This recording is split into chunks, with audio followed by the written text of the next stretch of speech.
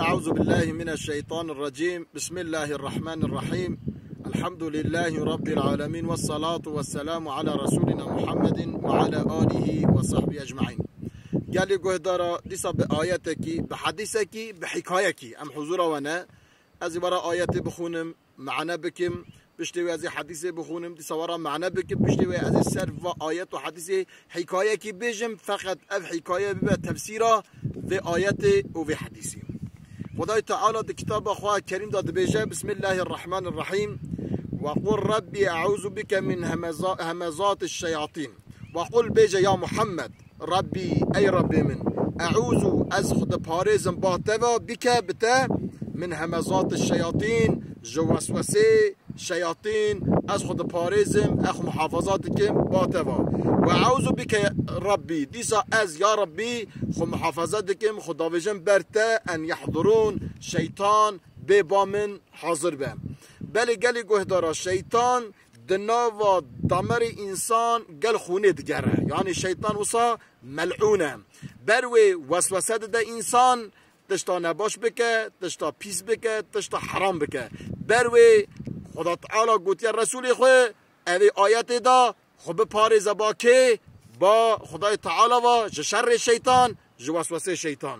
دیسا پیغمبر خدا علیه الصلاة والسلام که وقال رسول الله صلی الله علیه وسلم كل امر ذی بال هر تشتی باش هر امر باش لا يبدأ هر تشتك هر إيشك لا يبدأ فيه بسم الله الرحمن الرحيم أخطأوا بسم الله الرحمن الرحيم نيد دست بيكن چه إيش دبا برا ببا أو إيشيا ببركته أو إيشي ببرين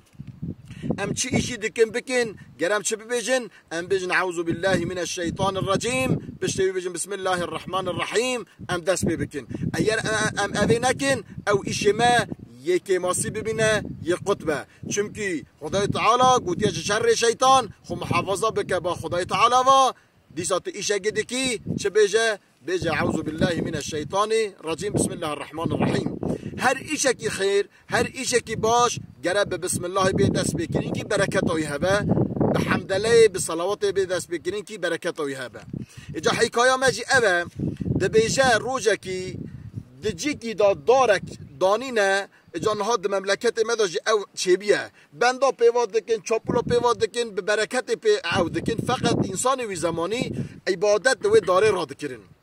مروه کی اهل ایمان رادبه بجازی وی داره ببرم رادبه بالته خود ده پشت خود بری خود ده وی داره هر وی داره ببره برا انسان جرا عبادت نکن شیطان تی پیشید جا کرو تی چب کی دبجا ای ملعون از هرم وی داره ببرم برا نبه سدم و سبب عبادت را کرن غیر خودی چونکه اول بیا پوتک بیا سنمک جبونا انسانا